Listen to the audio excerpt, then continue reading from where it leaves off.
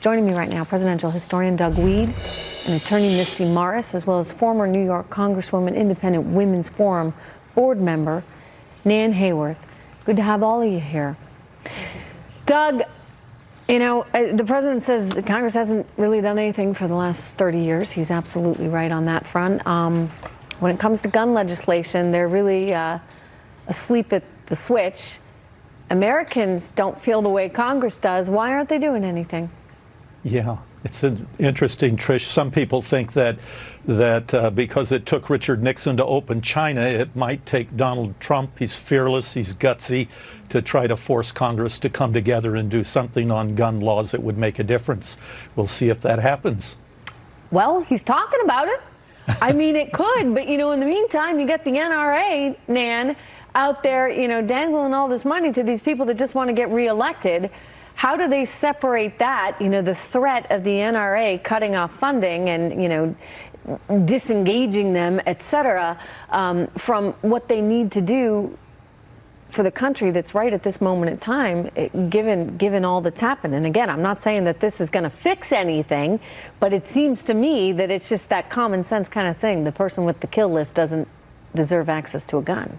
Yeah, well, I think you're right about that. I'm a lifetime member of the NRA, but I have to say, as a historian, things have changed since the Constitution was written. I think Google, Facebook, and Wikipedia pose a greater threat to American freedoms, and you can't grab a gun out of the closet to do anything about it. It's very much a different world. Okay, so funding from the NRA, how's that affecting things, Nan?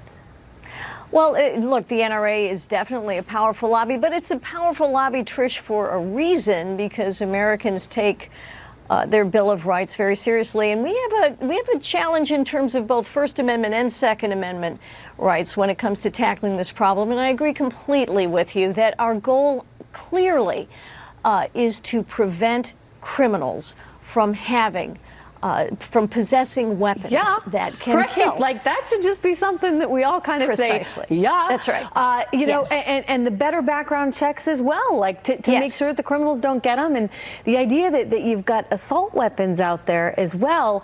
I mean, look, you know, the Second Amendment says you have the right to bear arms and to keep these arms in your home. But, you know, what exactly are arms or assault weapons? I mean, if you...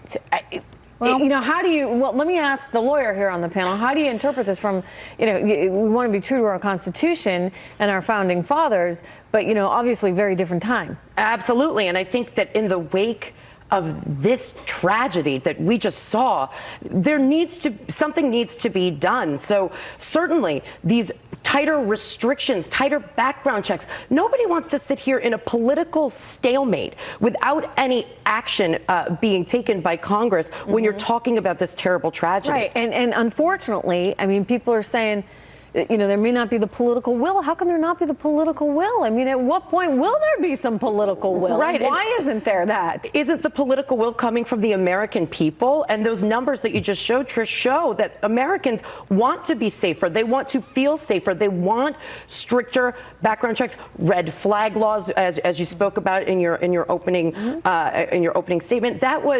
That's really important, because that may give the ability, if there's somebody who poses an imminent threat, a friend or a family member or a teacher who sees this person day in and day out, can bring that information to authorities and potentially prevent tragedy. And this is with what Donald rapid Trump adjudication is talking about. This is what the president is talking about right now. And, you know, I want to go back to this sort of idea of a Nixon in China moment, because you said it may take Donald Trump to actually get any kind of meaningful reform through here on this. Doug, what would that look like? I mean, do you think he personally feels strongly enough about this at this point to really get out in front of the issue, whether it be red flag or other things, because he has the potential to really change the landscape? Yeah, I think he does. You and I have both interviewed him, and the one thing that's striking is he's so fearless. He's gutsy. He'll do what he thinks is right, even if everybody lined up around the Resolute desk in the Oval Office disagrees with him.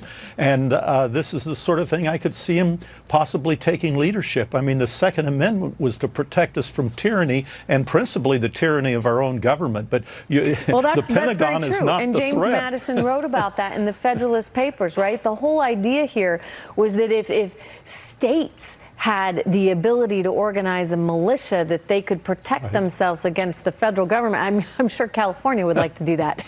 These days, since they hate the president so much, right? But now we're living in a world where you and 10,000 of your friends are not exactly going to take on the U.S. government unless Doug, you go out and vote.